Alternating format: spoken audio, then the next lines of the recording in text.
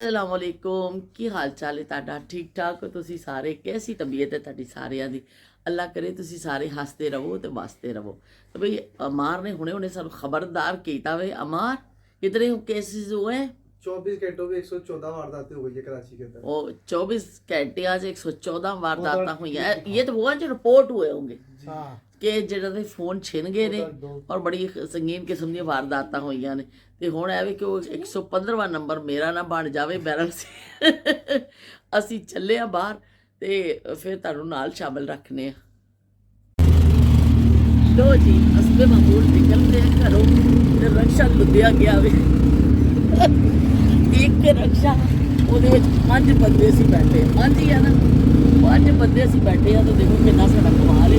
ਅਸੀਂ ਜਾ ਰਹੇ ਆ ਲਿਆਕਤ ਮਾਰਕੀਟ ਉਹ ਮਾਰਕੀਟ ਹੈ मुझे तो बचपन दी मेरी बढ़िया यादा वाबस्ता ने टैंकी मार्केट तो असी करते होंगे सब्जी वगैरह खरीदते सन चीज़ा पर जी लियाकत मार्केट उत्थे असी जाते सन चूड़ियाँ चढ़ान ईद के कपड़े खरीदन तो बैडशीटां खरीदन तो जे मच्छी लैके आने होंगे सब तो सारिया चीज़ा पर देखो जो फासला असी जा रहे हैं वो कितना ज़्यादा ने पर उस जमाने तो पैदल जाते होंगे सन कोई ऐसा नहीं सी कि साढ़े वास्ते गाड़ी तो सवाल ही नहीं सी पर रक्षा भी दस्तियाब नहीं होंदा सी उदों पैदल 11 नंबर की बस जी चल रही सी ते हत्थां 'च फड़े होंदे सन असीं थैले ते असीं जा रहे होंदे सन लियाकत मार्केट अज तो बड़ी सहूलत हो गई है कि असीं रक्षे तो बह जाते हैं तो बई चलो टापो टाप पहुँच जाते हैं लियाकत मार्केट तो असीं लियाकत मार्केट पहुँच के ना फिर तुहाडे नाल करदे हां गल चूड़ी की दुकान वो चूड़ी की दुकान है जिथे अस बचपन में आके चूड़ियाँ चढ़ाने होंगे सा बहुत पुरानी ये गल है 50 साल पुरानी है दुकान है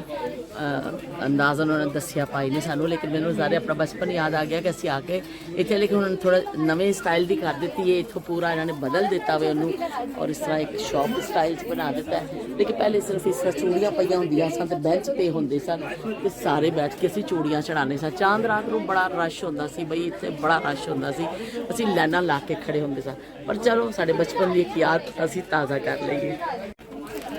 असी ए मल्टी चूड़ियाँ लईयां ने बड़ी अच्छे कलर ने ये और मैं ये वाला सैट लिया कि चलो मेरी बचपन की यादा ये वाली दुकान ते मैं आई है तो उतो मैं चूड़ी लै लवां अपने वास्ते तो ये वाली चूड़ियाँ मैं लईयां ने 180 का था सेट 180 का था 150 का इन्होंने दिया 30 रुपए की मैंने रियायत मिल गई है पुराने और बहुत पुराने गाहक होने की वजह 30 रुपीज़ की रियायत मैंने मिल गई है तो असी हुण इन्होंने देने पैसे ले जी थैंक यू चलो जी बहुत बहुत शुक्रिया अज असी अपनी बचपन की एक याद शेयर की असी बचपन की भी याद शेयर करिए कि मेहंदी लाने होंगे सा इतने लैके जाने होंगे सा मार्केट तो पर उस जमाने असी सुक्की मेहंदी लैने सा हुण कौन मेहंदी आ गई है तो चलो असी अज एक लै लीए कौन मेहंदी ऐसी खरीद लीए कौन मेहंदी अज रात को फिर असी बैठ के लावांगे अंकल बस बाजार तो खासा बड़ा वे खासा बड़ा बाजार है मैं तुहानू सारा अगर दिखावा बहुत बड़ा बाजार है मुख्तलिफ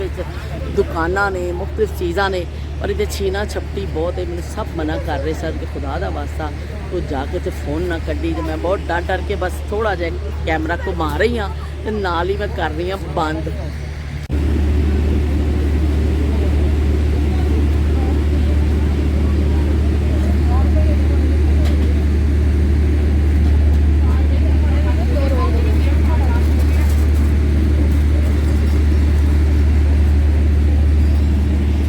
कराची के मशहूर पकोड़े PF म्यूजियम आए हैं जी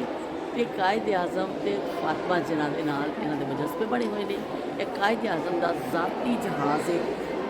जोड़ा इकट्ठा किया मैं तुहानू दिखा भी देनी उन्हें वो असी खड़े हाँ मैं वीडियो भी बनाई है तो मैं देखा फर्स्ट टाइम मैं भी देखा वे कि कायद आज़म का ज़ाती जहाज़ और उन्होंने नाल मुजस्मे ने बड़ा चंगा लग्या मैनू बहुत मज़ा आया PF म्यूजियम आके तो बड़ा ही बई तारीखी म्यूजियम है जोड़ा मैं तो यही कहांगी कि जोड़ा आवे इत्थे ज़रूर देखे ज़रूर मैं तुहानू दिखा देनी एलो जी कायद आज़म मुहम्मद अली जिन्ना का जोड़ा फातिमा जिन्ना के नाल मुजस्मा में तो नाल उनका ज़ाती जहाज़ कि जोड़ा उन्होंने इस्तेमाल च रहिंदा सी अक्सर तुसीं वीडियोज़ में भी देखा होएगा कायद आज़म तो उतर रहे हैं ਔਰ ਇਹ ਤੋਂ ਮਤਲਬ ਸਫ਼ਰ ਕਰਦੇ ਸਨ, ਉਤਰਦੇ ਸਨ, ਹੱਥ ਹਿਲਾਉਂਦੇ ਸਨ, ਸਾਨੂੰ ਵੀਡੀਓਜ਼ ਵਿੱਚ ਨਜ਼ਰ ਆਉਂਦਾ ਸੀ। ਤੇ ਇਹ ਤੁਸੀਂ ਦੇਖੋ कायद आज़म मोहम्मद अली जना मिल्लत का पासबां है मोहम्मद अली जना, मिल्लत का पासबां है मोहम्मद अली जना। मिल्लत है जिस्म जान है मोहम्मद अली जना, मोहम्मद अली जिना। लो बई मोहम्मद अली जिना दे तुसी देख लवो कायद आज़म दा पासपोर्ट दी कॉपी पई इत्थे ते कायद आज़म दे जड़ा पासपोर्ट दी कॉपीज़ ने नाल होर चीज़ां पईयां ने। देख लो अगर वीज़ा वगैरह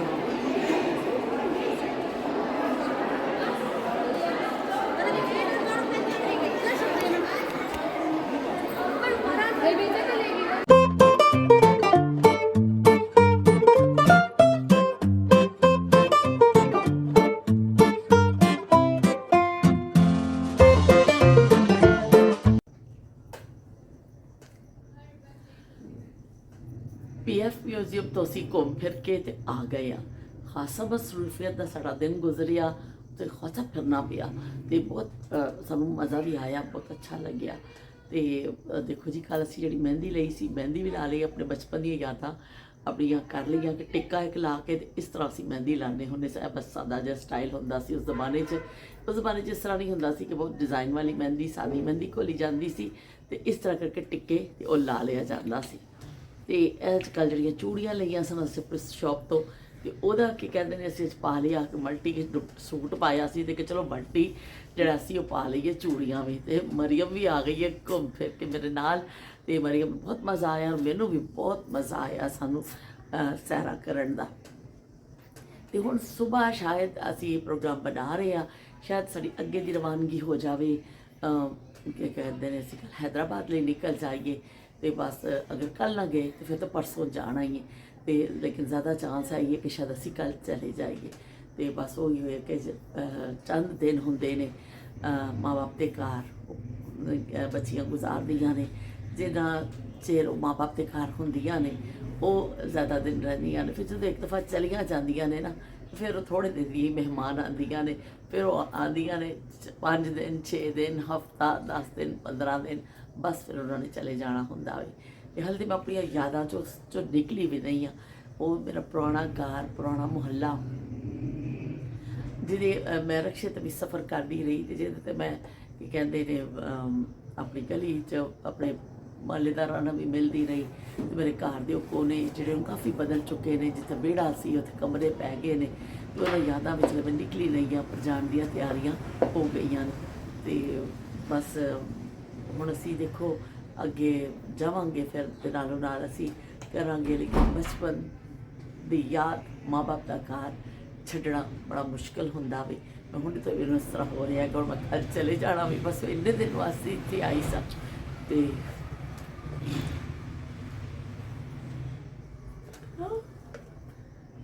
हमने पप्पू के द्वार पर नहीं जाने देना, मैं जाने नहीं देना, पप्पू पीर को भी जाने देना। बहुत शुक्र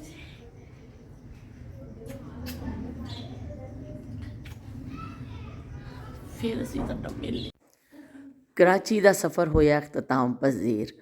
और असी चल पे हैदराबाद की तरफ। हैदराबाद टोल प्लाजा ते पहुँच गए हाँ।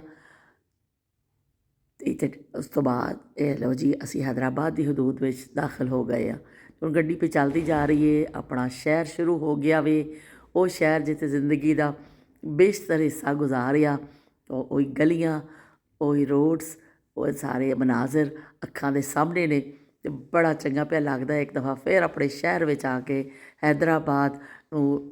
ठंडिया शामां दा शहर भी कहा जाता वे, तो पाकिस्तान के बड़े शहरों में इसदा नां आंदा वे। तो चलती जा रही है गाड़ी, वो रस्ते वो सारी जिहड़े ने सानूं मानूस जगह जिहड़ियां ने सानूं नज़र आंदियां जा रही ने। तो चलते जा रहे हैं जी अपनी मंजिल की तरफ। ਤੇ ਹੁਣ ਸਾਡਾ ਜਿਹੜਾ ਵੇ ਜਿਹੜੇ ਨਵਾਂ ਅਸੀਂ ਗੱਲ ਕਰਿਆ ਕਰਾਂਗੇ ਹੈਦਰਾਬਾਦ ਦੇ ਹਵਾਲੇ ਨਾਲ ਕਰਾਂਗੇ। ਕਰਾਚੀ ਦੀਆਂ ਯਾਦਾਂ 'ਚ ਤੁਹਾਨੂੰ ਮੈਂ ਸ਼ਾਮਿਲ ਰੱਖਿਆ ਤੇ ਨਾਲ ਨਾਲ ਹਰ ਜਗ੍ਹਾ ਜਿੱਥੇ ਮੈਂ ਗਈ ਉਹਦੇ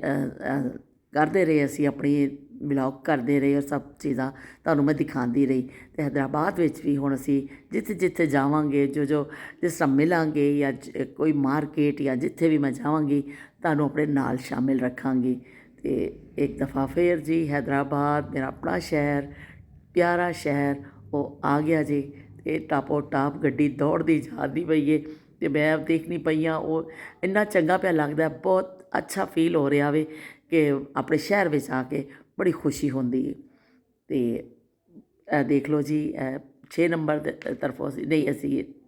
9 ਨੰਬਰ ਦੀ ਤਰਫੋਂ ਗੁਜ਼ਰ ਰਹੇ ਹਾਂ। 8 ਨੰਬਰ ਲਤੀਫਾਬਾਦ ਦਾ ਇਲਾਕਾ ਵੀ ਹੈ, ਸਦੀਕ ਪਲਾਜ਼ਾ, ਇਹਦੇ ਵੀ ਹਵਾਲੇ ਨਾਲ ਮੈਂ ਤੁਹਾਡੇ ਨਾਲ ਗੱਲ ਕਰਾਂਗੀ। ਸਭ ਤੋਂ ਇਹਦੇ 'ਤੇ ਵੀ ਸਾਡਾ ਫਲੈਟ ਸੀ, ਇੱਥੇ ਮੈਂ ਤੁਹਾਨੂੰ ਦੱਸਾਂਗੀ ਅਸੀਂ ਕਿਹੜੇ ਫਲੈਟ 'ਤੇ ਰਹਿੰਦੇ ਹੁੰਦੇ ਸਾਂ। ਇੱਥੇ ਫਲੈਟ ਬਣੇ ਹੋਏ ਨੇ ਅਤੇ ਇਸ ਫਲੈਟਾਂ 'ਚ ਮੈਂ ਰਹਿ ਚੁੱਕੀ ਹਾਂ। ਫਿਰ ਤੁਹਾਨੂੰ ਨਵੀਂ ਯਾਦ ਦੇ ਨਾਲ ਮਿਲਨੇ ਆ। ਅੱਲਾ ਹਾਫਿਜ਼।